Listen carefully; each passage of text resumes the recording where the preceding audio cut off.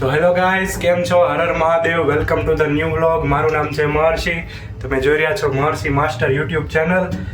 તો આજે છે નવરાત્રીનું બીજું નોરતું, 23 તારીખ છે આજે, અને આપણે જવાના છીએ ગરબા રમવા. થયું છે એવું કે મારી પાસે કુર્તો છે નહીં, તો આ એક મહાકાલવાળું કાશીથી લીધું હતું કુર્તું, નાનું કુર્તું છે, એ પડ્યું હતું તો એ પહેરી લીધું. અને નીચે છે ને આ એક ભાઈબંધ હતો રૂમમાં, એની ચોયણી લઈ લીધી, જોલી પટિયાલ આવે એ, અને આવી રીતે જુગાડ કરી અને જઈએ છીએ, કારણ કે આજે નક્કી જ નહોતું કે જવાનું છે, એટલે કંઈ નવા કુર્તા બુરતા કંઈ ખરીદા નહોતા એમ.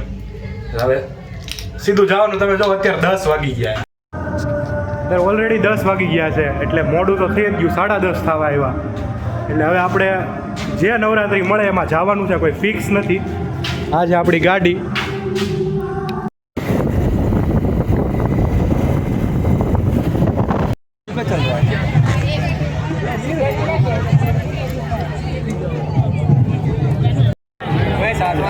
કેમ ભાઈ? સારું હે ભાઈ, કે ના બહાર આવું ઘરે આવું બહાર.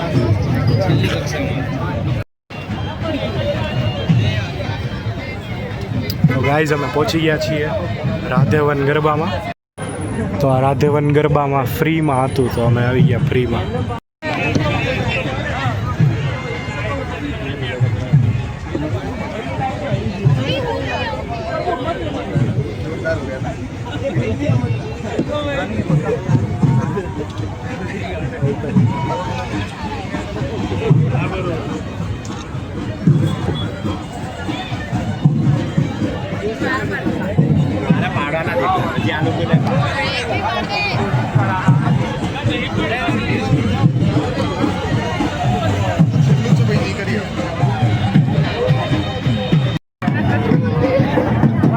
આ રીતના ગરબા છે મંડળી ફોર્મેટના, ખાલી ઢોલ અને શરણાઈ ઉપર.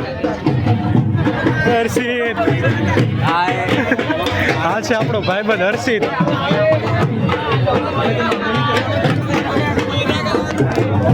કરવાના છીએ ગરબા.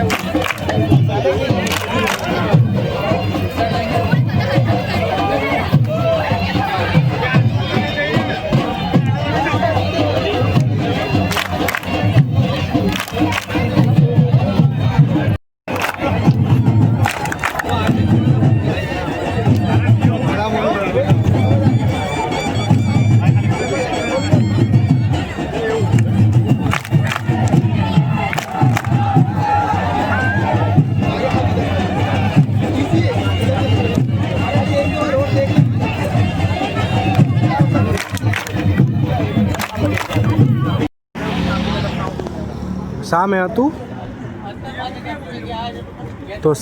આપણું વેન્યુ અને આપણે અહીંયા બાઇક પાર્ક કરી દીધી હતી. તો વેન્યુનું નામ હતું રાધે વન અને અહીંયા ફ્રીમાં એન્ટ્રી હતી પણ મંડળી ગરબા હતું. ટૂંકમાં ઓર્કેસ્ટ્રા ને એવું કાંઈ સિંગિંગવાળું નહોતું, ખાલી મંડળી ગરબા.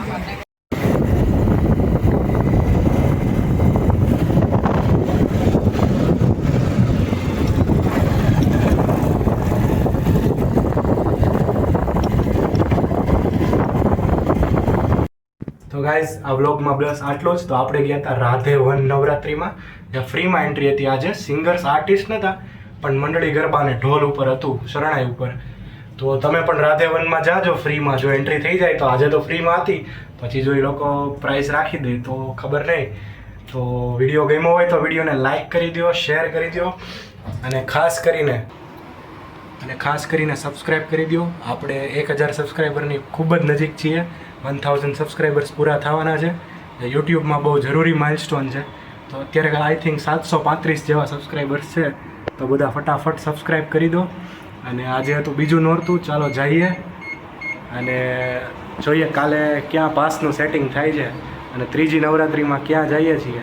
તમને નેક્સ્ટ વ્લોગમાં કહીશ. Thank you. Har Har Mahadev.